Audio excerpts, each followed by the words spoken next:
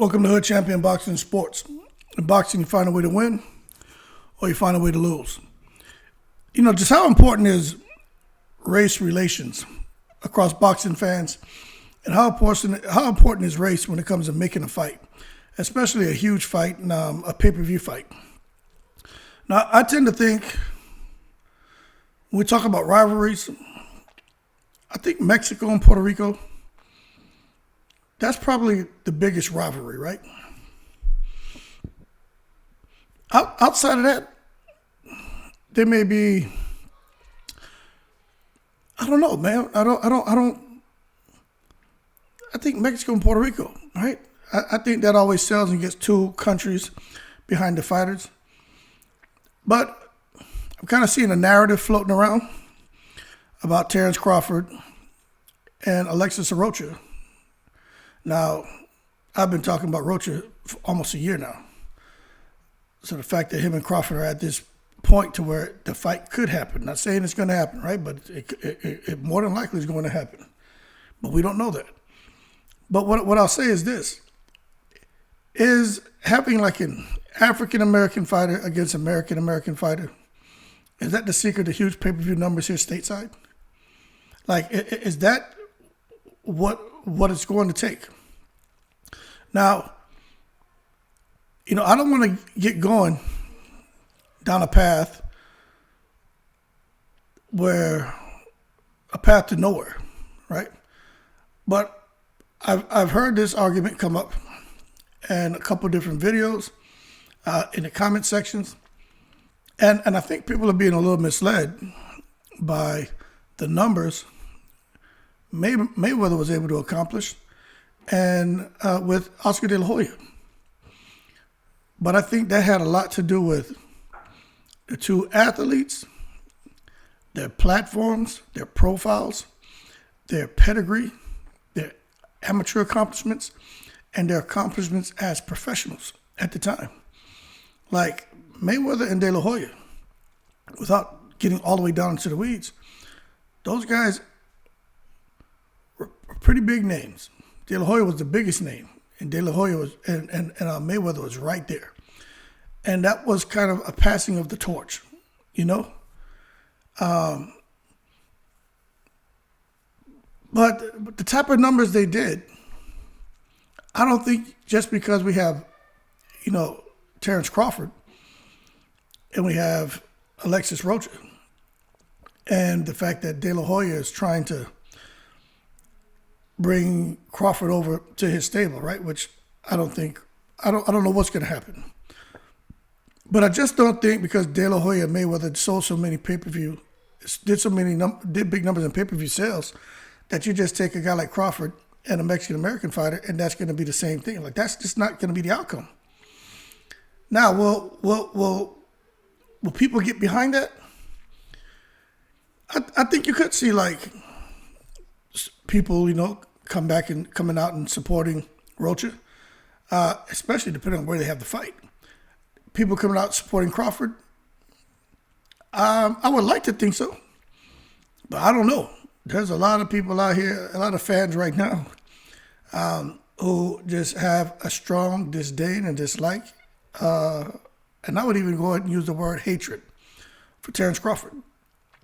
And conversely, there's a lot of fans out here that have those same feelings towards Errol Spence, right? Crawford fans and Spence fans. But to think that Crawford and Rocha are going to do huge numbers and in turn make Crawford, because I think he'll beat Rocha, right? I think it's a competitive fight, but I think Crawford beats him. But when Crawford comes and beats Rocha, that win is going to in turn make Crawford the A side going into negotiations with Errol Spence. I mean, y'all got to help me with the logic on that one.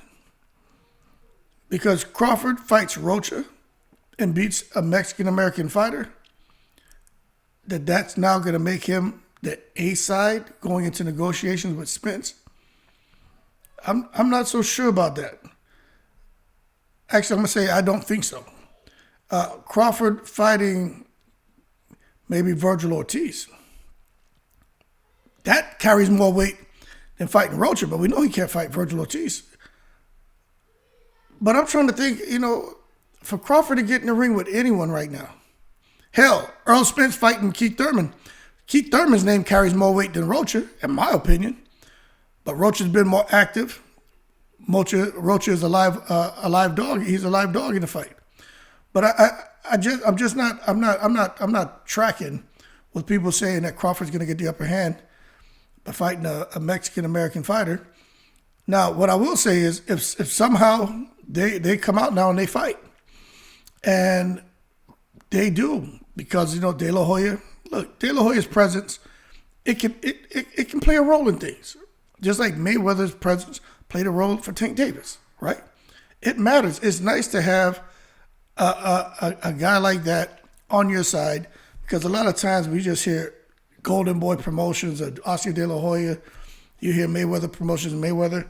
And when these guys show up to the events, a lot of times people will find themselves paying for an event, or whether it's pay-per-view or tickets or whatever.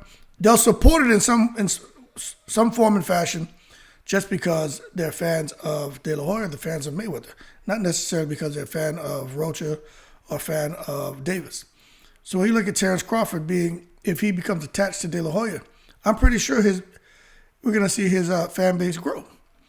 But if somehow, with De La Hoya's presence, if they market the fight the right way, and in particular, using an approach more like trying to target the black demographic, trying to target the Mexican-American Hispanic demographic, and to try to come at it from that avenue, they could be onto something.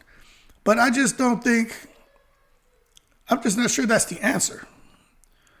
But let's say it works out. Does that help or does that hurt boxing? Does that really help their profiles or hurt their profiles?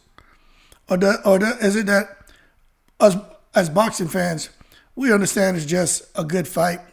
They're just marketing it. They're trying to sell it. Nobody's going to really get caught up on all the race relations BS. And everybody's going to still sit back and kumbaya and breeze during fight night. Now, I will say this. If they can do 500,000-600,000 in pay-per-view sales. Now, them getting to that kind of number, I just don't see it. But let's say somehow they do 400,000, 500,000 sales. I think that could help Crawford go into the table. But at the end of the day, it's just not easy to attain those kind of numbers unless you have the right dance partner. But if marketed the right way, we could see, as far as the pay-per-view numbers that are achieved, they could be pretty respectable. Now, I'm not sure if they can get up to 500,000, but if Crawford and Rocha would market it the right way, right? If that's the fight that's going to come off.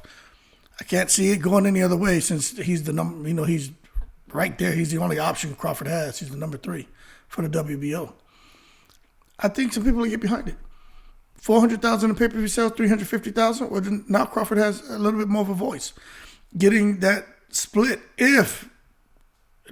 not to get on the Spence Crawford thing, but to get that split a little bit closer to that 50-50, now he has an argument. But I don't know, because when first thing that comes to my mind, we think rivalries. Well, you always hear the Great White hype, right? Caleb Plant is kind of in a position like that. Cody Crowley is going to be in a position like that. Tommy Morrison was in a position like that. You know what I'm saying? You can't really say Tyson Fury. But you guys get what I'm saying. When you have an athlete who comes out here and they just happen to be, a white guy, and he's just whipping everybody's asses, right? That narrative tends to start to grow about the great white hype, because it's not something that's common. There's a lot of fighters that are great regardless of race, but a guy who comes on and just totally starts demolishing people, that's a pretty big deal. You look at the guy back in the day, What was his name? The heavyweight, man. Not Jerry Cooney, man. What's his name? Big heavyweight, man. Knocked out Shavers. Man, I can't remember his name, man. I'm seeing him, man. George Foreman knocked him out. Big old heavyweight. But anyway, he was a guy who fell into the whole great white hype thing. But as far as a black and white rivalry, I don't think that's ever. I don't think we've ever really. Not that I can remember. You know what I'm saying? Like, I'm not talking about the 1920s. You know, I'm talking about like here, 1990s, 1985 up. I don't think there's ever been anything like that. No, I just don't think so. But you know, when you talk about Puerto Rico and Mexico, I mean, I could rattle off a bunch off the top of my head matches off the top of my head right now. But I'm just not sure if that's the approach. I'm not sure if this somehow could put Crawford in the driver's seat. But if Rocha beats him, if that puts Rocha in the driver's seat. But I will tell you this. I'll tell you this. Let's say Rocha and Crawford fight. Crawford beats Rocha. I mean, Rocha beats Crawford. Right? Because it's boxing, anything can happen, right? But let's say Rocha beats Crawford. I think Oscar would have no problem making that fight and getting the deal done with Earl Spence. And you know why? Common sense. Because Rocha doesn't bring to the table what Crawford does. Rocha would just have the belt. There's no way in the world Rocha could go over there and even think about taking a 50-50 split or wanting even 60-40. Rocha had to go over there. He better be happy with 80-20. You understand? Crawford, as far as resume-wise and what he brings to the table, is a lot more than Rocha. But I'm curious to see what happens. Again, it looks like the direction Crawford's going to go just because of where Rocha sits in the number 3 position and more than likely going to be made the mandatory, right? It looks like that's what Crawford's going to end up, who he's going to end up having to fight. But again, this whole thing about, that's my son right there. Hold on. What's up? Can I go over by a million outside? Yes, sir, I can come over. Yeah. All right. No problem. All right, I'll get off home. Yeah. Sorry about that. I don't edit these things out because I'm human. But when it comes to Crawford, Rocha, the whole race relation thing, I'm not sure that's the answer. And I'm not sure that's going to really help Crawford in any way.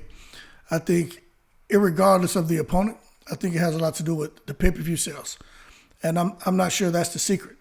You look at the type of accomplishments Mayweather had going into that fight, and how dazzling he was in the ring. Mayweather wasn't known for being no boring fighter. He was like must-watch TV. You know, you look at De La Hoya going into that fight. De La Hoya was must-watch TV. The big left hand fought everybody. Moving up and down weight classes, man. Just a golden boy. The story. I mean, I think his first fight, Oscar De La Hoya made $1 million, something like that. Like, Oscar De La Hoya he was just out of here. So then you see the two of them fought. Then Mayweather took it from there. Dancing with the Stars and all this other stuff he was doing. Never turned back. And Oscar De La Hoya kept being the golden boy. To this day, he's a golden boy. To this day, if he shows up, a crowd turns out. It is what it is. So I don't think it's fair to say this whole thing with Crawford and Rocha is going to be the same as Mayweather and De La Hoya. It's not the same. Totally different fighters, totally different set of accomplishments, totally different fan base, and a totally different performance inside the ring. Crawford don't put on no damn performance like Mayweather. And Crawford's special, but there ain't no damn Mayweather. Neither is Earl Spence, neither is none of these guys. Now, for those of you who are going to say, oh, Mayweather, he runs, he's born, man, just disappear. Poof, get out of here. None of these guys are like Mayweather. Special fighter. Talking about Rocha is like De La Hoya. How? Rocha's nothing like De La Hoya. Get out of here with that. Disappear. De La Hoya and Mayweather is a whole nother level. And they had captured the imagination. I mean, they're talking about crossover appeal. You had for that Mayweather and De La Hoya fight, you had people from the hip hop community. You had people out here, man, from country and Western world. You had people out here, man, you know, from on an international level. The entire world awaited. That's what they're talking about. The world awaits. Everybody was watching this. Hollywood A-listers, Hollywood Z-listers, everybody was watching it. Like, that was the talk. Rocha and Crawford, I mean, a couple of us are talking about it, but nobody really seems to care. But if it starts to get some traction, maybe it will get a different set of eyes on it that they weren't accustomed to because of De La Hoya's involvement. And how interesting it would be if Crawford was signed to Mayweather Promotions, right? We're just talking hypothetical now. Let's say if Crawford was signed to Mayweather Promotions and Rocha was signed to De La Hoya, right? To Golden Boy Promotions, and they made that fight. Now we're talking. Now things can get interesting. Mayweather and Oscar would have fighters about to go at each other. That would be very interesting. Still don't think they do those kind of numbers, but maybe that could get them to 400 or 500 because you got Mayweather and De La Hoya talking trash, getting into it. They're going to sell the fight, and that's going to get a lot of eyes on. That would get a lot of eyes on Crawford and Rocha. That would work. But at the end of the day, I don't know. When it comes to this whole thing about the Mexican American fighting the African American, I'm not sure that's really. I'm not really sure that works. I'm not really sure that's the recipe to get the kind of pay-per-view numbers that a guy like Crawford or any athlete would need to go into a negotiation being the A side. But that's just my 2 cents. But that being said, leave your comments below. Let me know what you think. But when it comes to rivalries, I'll be honest with you. If I think Mexico versus Puerto Rico, you know, I buy that. I buy that that's a big rivalry. I buy that could help sell. I buy that. I buy into that. Outside of that, I'm not really buying into any of this other stuff. But I'm open to a conversation, so hit the comments. That being said, y'all keep cool. Shout out to the veterans, all 7 continents. I'm in the breeze.